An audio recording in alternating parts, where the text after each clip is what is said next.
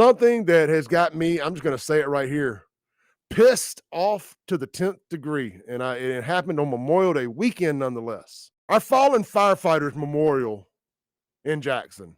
Now, I said I was going to quit talking about Jackson so much, and I have. I've stuck to my promise. Unless they did something that pissed me off. And this qualifies as something that's really grinding my gears, as Peter Griffin would say. Dave Berry posted this to the Jackson Fallen Firefighters Memorial page on Facebook. I shared it to my big Facebook page. He said, today, I think this was Saturday. He said, today, I went to the memorial.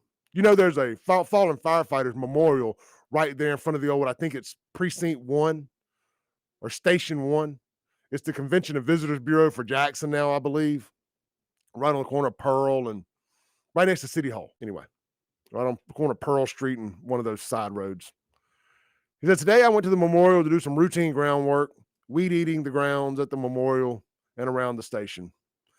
Since the memorial is in the Tour of Honor this year, efforts have been taken to keep the grounds looking good.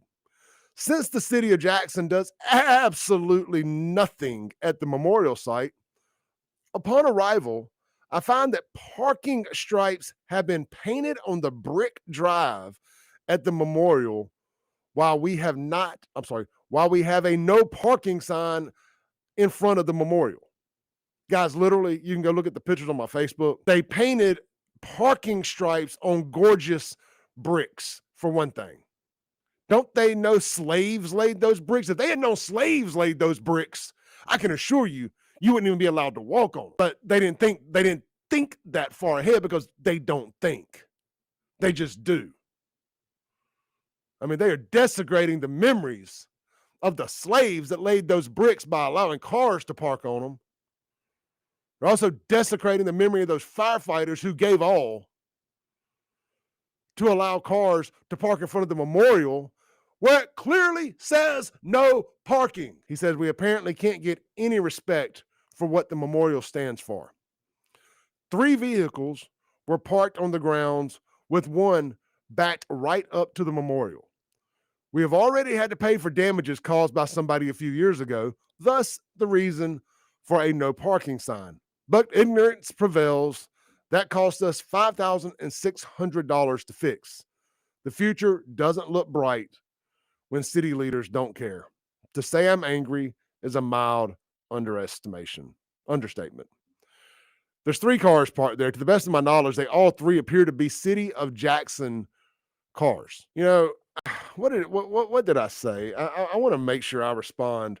I read my response here because I felt like it was pretty much on point. I'm calling out the chief of police. That loudmouth, do nothing, chief of police.